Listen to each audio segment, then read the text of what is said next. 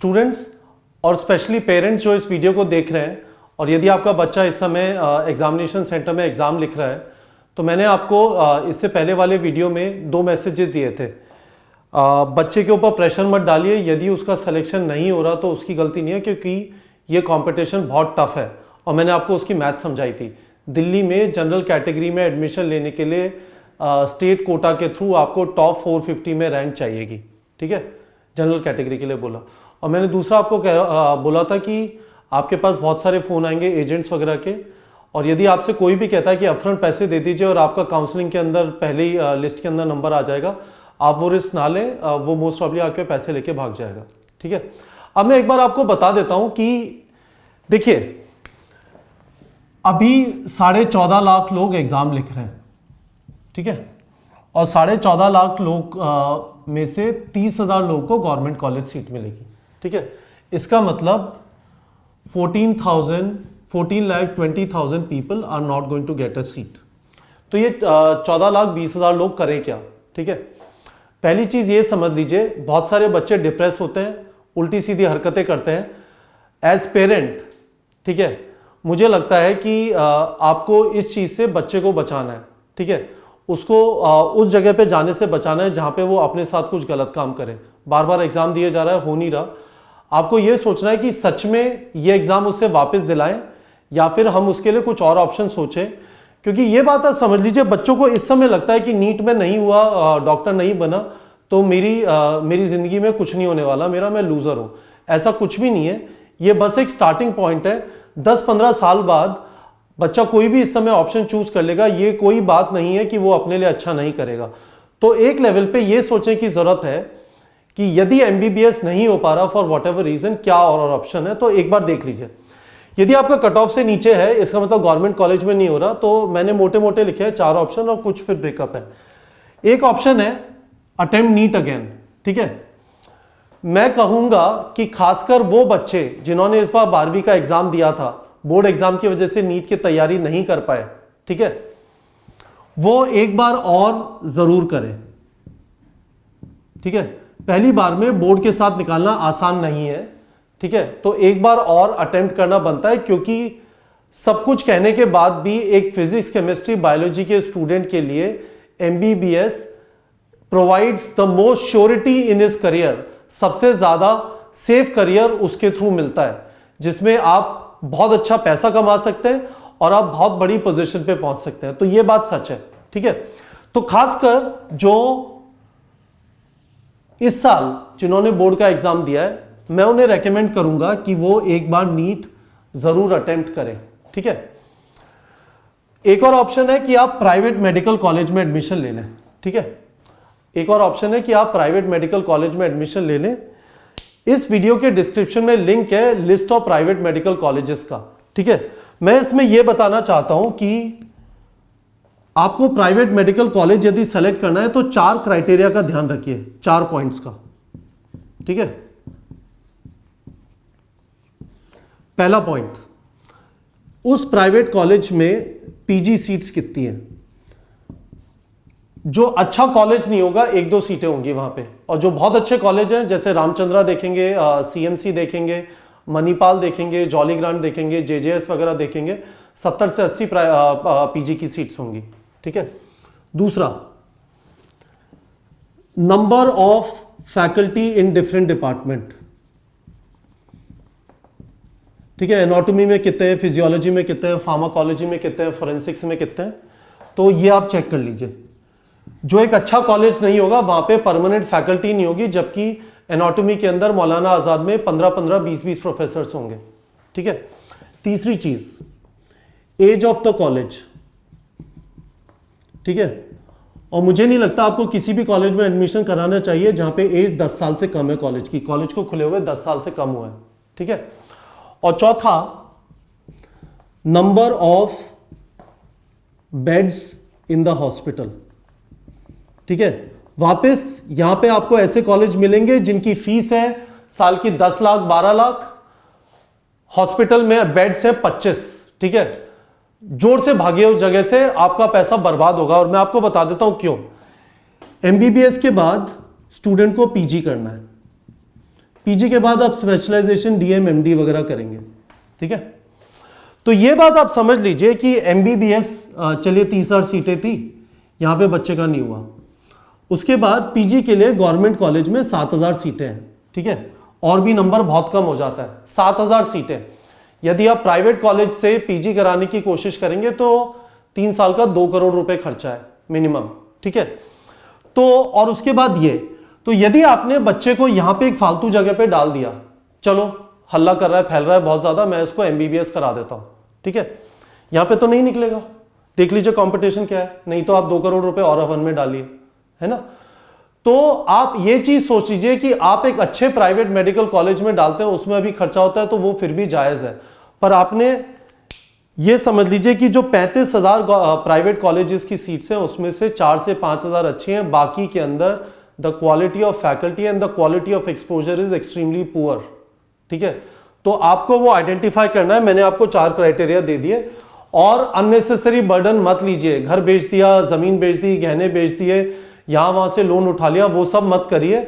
अच्छा नहीं है कि आप अपने ऊपर फाइनेंशियल बर्डन लें, क्योंकि ये एमबीबीएस में 5 साल, ये 3 साल और ये 4 साल, ठीक है, ये 12 साल का सफर है। सिर्फ यहां से काम नहीं चलेगा। बच्चा सिर्फ एमबीबीएस कर पाया और उसके बाद कहीं नहीं पहुंच पाया तो बड़े डॉक्टर का थैला लेके घूमेगा। कम से कम बड़े शहरों में, छोटे गांव में जाके काम करता है, डॉक्टर साहब के पास एमबीबीएस है तो फिर भी काम चल जाएगा। दिल्ली, बैंगलोर, बॉम्बे, हैदराबाद, जो बड़े सिटीज हैं, जयपुर, अहमदाबाद वगैरह, यहाँ पे काम नहीं चलेगा। पेशेंट को सुई भी नहीं लगा पाएगा वो, ठीक है। तो ये मैंने आपको दूसरी चीज बता दी, प्राइवेट मेडिकल कॉलेज। यदि आप अफोर्ड कर सकते हैं तो प्राइवेट मेडिकल कॉलेज के बारे में सोचिए, पर इन पॉइंट्स का ध्यान रख लीजिएगा और अननेसेसरी फाइनेंशियल बर्डन मत लीजिए, ठीक है। तीसरा ऑप्शन है अब्रॉड जाने का, ठीक है।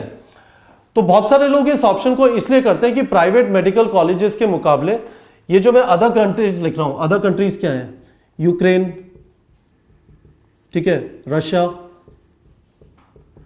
किर्गिस्तान की मेरी हमेशा स्पेलिंग गलत होती है पर मैं सही लिखने की कोशिश करता हूं, किर्गिस्तान, जॉर्जिया, ठीक है, काफ़ी बच्चे फिलीपींस भी जाते हैं, ठीक है, और क्या क्या है, बांग्लादेश, नेपाल भी जाते हैं। एक टाइप का ऑप्शन ये है, ये जो है ये ऑप्शन चीपर ऑप्शंस है, ठीक है। आपका पूरा एमबीबीएस 4 या 5 साल का, depending on which country you are going, 15 से 35 लाख में हो जाएगा। तो प्राइवेट कॉलेजेस के मुकाबले ये सस्ता है, तो काफी सारे लोग इस वाले ऑप्शन को लेते हैं। हर साल करीब 15,000 लोग इंडिया के बाहर एमबीबीएस करने जाते हैं। और उसके बाद, पर इन सारी चीजों के लिए आपको नीट क्वालिफाई होना जरूरी है। नीट क्वालिफाई होने का नंबर पिछले साल 119 था 720 के अंदर से, ठीक है। नीट क्वालिफाई होना जरूरी है। दूसरा ऑप्शन ये है यूएसए और यूरोप का, ठीक है। यहां पे जो खर्चा है आपका 5 साल का, वो प्राइवेट मेडिकल कॉलेज के बराबर होगा, 80 लाख से 1 करोड़। पर इनमें इन दोनों ऑप्शंस के अंदर एक फायदा ये है कि आप अब अपने बच्चे का करियर इंडिया के बाहर सोचना चालू करें, और पीजी जहां पे सिर्फ 7,000 सीटें हैं, उसकी जगह आप यूएसएमएलई के बारे में सोचें, ठीक है। मैंने वीडियो के डिस्क्रिप्शन में 2 नंबर डाले, एक मिस्टर धनंजय का और एक मिस्टर हरीश का, ठीक है। आप मिस्टर धनंजय से यूएसए के बारे में और इन कंट्रीज के बारे में बात कर सकते हैं यदि आप इस ऑप्शन को कंसिडर कर रहे हैं, और यूरोप के बारे में आप हरी जी से बात कर सकते हैं। वीडियो के डिस्क्रिप्शन में मैंने डाला है। मैं आपको यह बता देना चाहता हूं कि मैं इन दो लोगों को जानता हूं, मैंने इस वजह से नाम डाला है। इसका डालने का पर्पस ये नहीं है कि मैं आपको रेकमेंड कर रहा हूं। हर चीज जो आप इस पॉइंट से करेंगे वो आप खुद सोच के करेंगे। आप कभी भी ऐसा कोई डिसीजन ना लें जिसपे आपसे अपफ्रंट पैसा मांगा जा रहा है, इतने लाख रुपए रख दो, आपको 2 महीने बाद यहां पे ये हो जाएगा, वो हो जाएगा, वो चीज गलत है, उससे आपको बचना है, ठीक है। तो मैं जब आपको इन 2 लोगों का नंबर हमारे वीडियो के डिस्क्रिप्शन में दे रहा हूं, मेरा इन लोगों से इंटरेक्शन रहा और मुझे लगता है कि ये लोग वो वाली चीज नहीं करते हैं, पर आपको बहुत सारे ऐसे लोग मिलेंगे जो ये करते हैं। इवन इन 2 लोगों से जब आप इंटरेक्ट करें तो जो मैंने आपको रूल बताया है, आप पैसे नहीं देंगे जब तक आपके हाथ में एडमिशन लेटर नहीं है उस चीज का जो आपको प्रॉमिस किया गया था। जब बाहर जा रहे हैं तो यह भी ध्यान रख लीजिएगा कि खर्चे में ट्यूशन फीस के अलावा वहां पे रहने खाने का क्या खर्चा होता है वो भी थोड़ा समझ लें। और खासकर यदि आप वापस आने की सोच रहे हैं तो उस यूनिवर्सिटी का FMGE पास रेशियो क्या है वो भी समझ लें। Foreign medical graduate entrance examination FMGE है। जब बच्चा वापस आना चाहता है इंडिया किसी भी बाहर जगह काम करके, तो उसे ये एग्जाम देना पड़ता है, उसके बिना वो इंडिया में प्रैक्टिस नहीं कर सकता। ठीक है, फाइनल एक ऑप्शन है अलाइड साइंसेस का। इसमें क्या क्या आ जाता है आपका? फार्मा आ जाता है, होम्योपैथी, यूनानी, Ayurveda, veterinary, nursing, physiotherapy, food technology, lab technician, BSc MSc वगैरह, फोरेंसिक साइंस, है ना, ऑप्टोमेट्री, काफ़ी सारे ऑप्शन है, रेडियोलॉजिस्ट, रेडियोमेट्री वगैरह के कोर्सेज होते हैं। इनको भी कंसिडर करिए यदि ये सारी चीज़ें आप नहीं कर सकते हैं। ठीक है, इनको भी कंसिडर करिए। मैं आपको ये बताना चाहता हूं, अभी जो उम्र है बच्चे की 17 साल, कोई गारंटी नहीं है।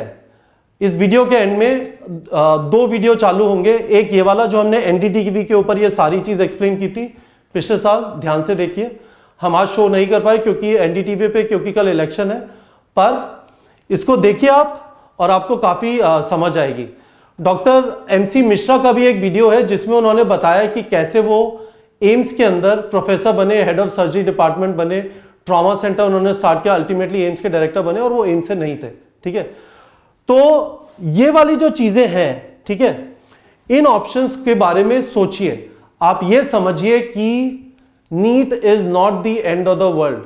ऑप्शंस को एक्सप्लोर करिए, देखिए कि बच्चा यदि वापस अटेम्प्ट नहीं करना चाहता तो कौन से ऑप्शन एक्सप्लोर किए जा सकते हैं।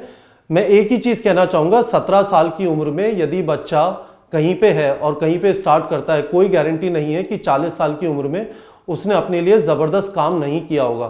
क्योंकि आप कहां पे पढ़ते हैं वो सिर्फ एक चीज होती है, आप जिंदगी में मेहनत करके कहां तक पहुंच सकते हैं वो दूसरी चीज है। ठीक है, बच्चा मेहनत कर सकता है। फार्मेसी में जाने के बाद सन फार्मा के जो CEO हैं वो एक फार्मासिस्ट हैं। ठीक है, फार्मासिस्ट हैं and he is amongst the richest people in India. तो ये एक इंपॉर्टेंट मैसेज है जो आप अपने बच्चे को दे सकते हैं डिप्रेशन देने की जगह, कि तेरा नीट में नहीं हुआ तू गधा है। नहीं, ऐसा कुछ भी नहीं है। नीट में नहीं हुआ यानी उस पर्टिकुलर चीज में, उस पर्टिकुलर एग्जाम के फॉर्मेट में उसके लिए जो तैयारी करनी है, हो सकता है उसमें एप्टीट्यूड ना हो, पर इसका मतलब ये नहीं है कि वो इन ऑप्शंस के थ्रू एक अच्छा डॉक्टर या ये वाली चीजें करके अपने लिए बहुत अच्छा नहीं कर सकता। तो ये एक इंपॉर्टेंट मैसेज है, इसका ध्यान रखिए। अभी आपका बच्चा एग्जाम के बाहर आएगा, या फिर वो लोग जो ये वीडियो देख रहे हैं जिनका बच्चा भी एग्जाम नहीं दे रहा, 2020 या 21 में देगा, ये बहुत ज्यादा जरूरी है कि आप शांति रखें, प्रेशर ना डालें, अपने सपनों का बोझ अपने बच्चे के ऊपर ना डालें, अपने सपनों का बोझ अपने बच्चे के ऊपर ना डालें। उसकी एक इंडिविजुअल लाइफ है, उसको एक्सप्लोर करने दीजिए, उसको सपोर्ट करिए। ठीक है।